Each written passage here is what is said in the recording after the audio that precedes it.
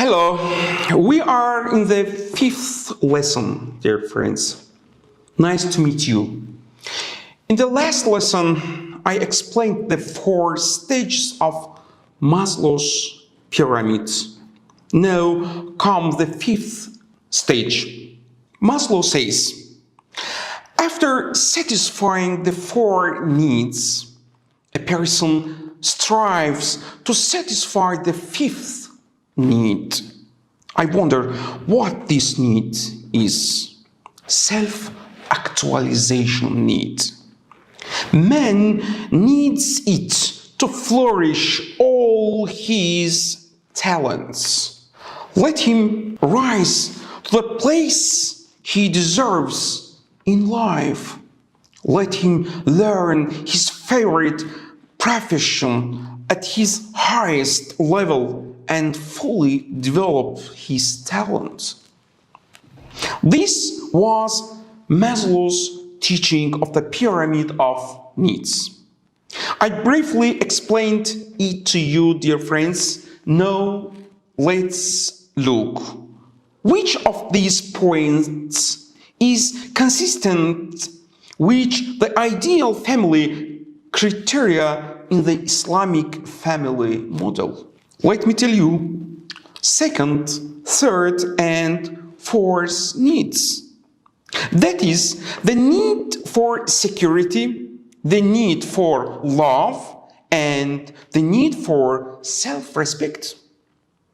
Remember, the family model of Islam had this thesis. The family should be a completely comfortable place according to Islam. 24th verse of Surah Ar-Rum. Do you remember?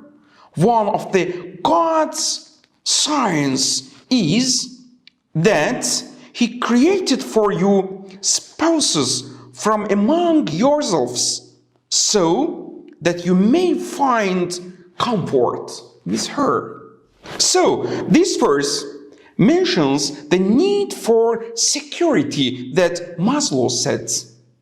The family is one of the factors that ensure a person's security needs. The family should be a comfortable place where one can feel completely safe. The 3rd need mentioned by Maslow was also reflected in the family model of Islam. Again, in the 21st verse of Surah Ar-Rum. And He has placed between you compassion and mercy. Surely, in these are signs for people who reflect. I think the first need in Maslow's teaching was in the ideal family model in the Quran, a matter of self-esteem. Do you remember which verse? I will say, in the 19th verse of Surah An-Nisa, Allah addressed the man and said, treat her fairly. Dear friends, we have already talked about family problems on several levels. We explained the views of the American sociologist Parsons on the family. Then we explained the thesis of the American scientist Lawrence and said that according to psychologists, people, like animals, imitate what they see for the first time. And we said that parents should be a positive example to their children in this regard, because children imitate what their parents do in the family. Then we talked about the family model in Islam. Then we showed the place of the family in Maslow's pyramid of needs and compared it with the family model of Islam. Now we come to the next discussion about the family, dear friends. This is the problem of absent father in divorced families and problem of children on such families. This issue, that is absent father problem, is seriously studied in sociology. The period from the late 1930s to the late 1970s is called the absent father period. In World War II, fathers were at war. Even after the war, the difficult economic situation required fathers to work all day. Fathers could communicate with their children only on holidays because they were at work all day. In the late 1980s, the number of divorces increased, and the term absent father took on a different meaning. Absent fathers were already told that they could not see their children as a result of divorce and lost contact with them. The problem of absent father is more common in these countries, America and Britain. Some sociologists even talk about the end of the concept of fatherhood. In other words, the number of divorces has increased so much that children are gradually forgetting the concept of father. You can ask a question. What are the problems of children growing up without a father? According to some sociologists, the problem of absent fathers prevents these children from becoming active and productive members of society in the future. Because in a family, a child develops normally and well only if he observes the constant cooperation, friendly communication, and exchange of ideas between father and mother in the family. It is as if a child receives a healthy upbringing when he sees the constant loving communication of the father and mother, their fruitful exchange of ideas with each other. His personality is formed correctly, and in the future, these children can be good parents. This means that in families with an absent father problem, children cannot be good parents in the future because they did not see the example of good parents. One of the modern sociologists, philosophers, Fukuyama, touched on the problem of absent father in his book, The End of Order. In this book, Fukuyama examines the causes of divorce.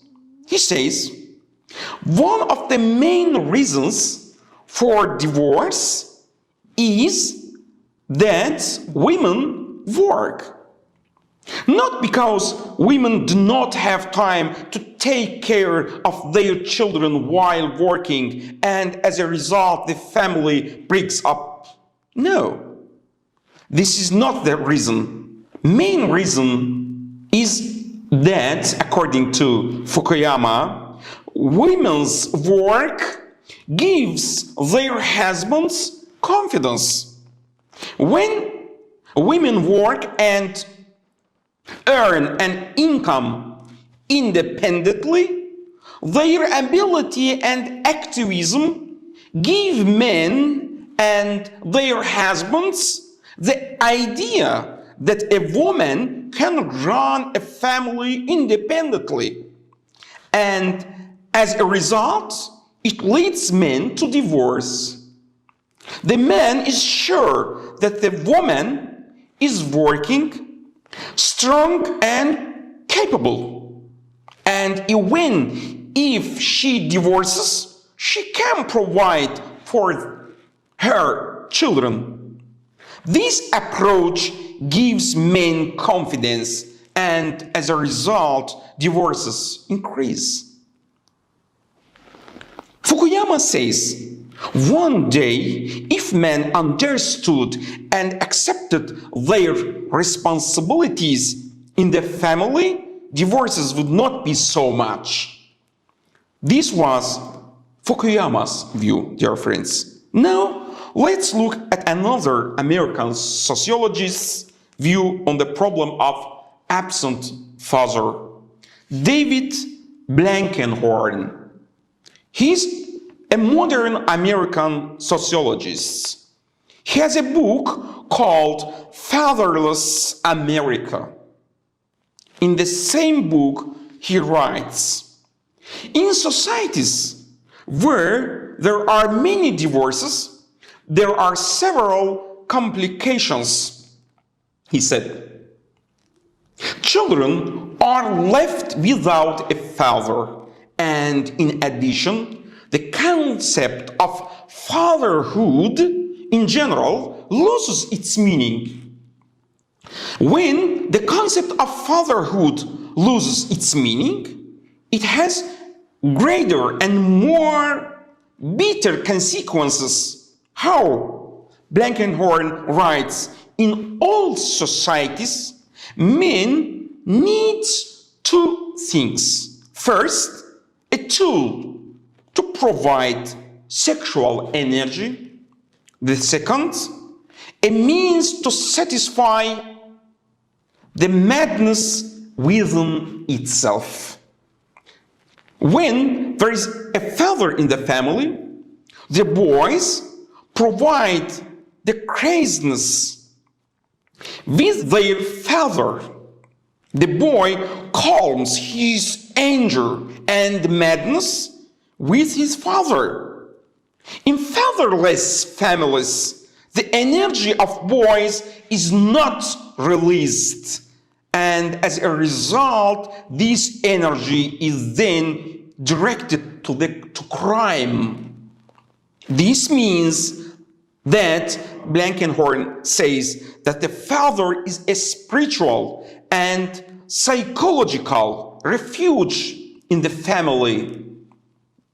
When there is no father, it's as if boys, especially boys, are left without shelter in the family. But there are also critics of Blankenhorn's view. Critical sociologists say, what good is a father who comes home from work and spends his time drinking wine? It would be better if such a father is not in the family, because the children of a foolish father can be fools. A foolish father can be a bad example for his children. It can have a detrimental effect on their upbringing and morals. Some fathers are not good for the family. They are bad. Sociologists who have criticized Blankenhorn say the father's physical presence in the family is not important. The main thing is that the father is useful and valuable in the family. Dear friends, our fifth lesson is over. In the sixth lesson, I will comment on a more important issue of family problems. See you later. Thank you. Thank you very much.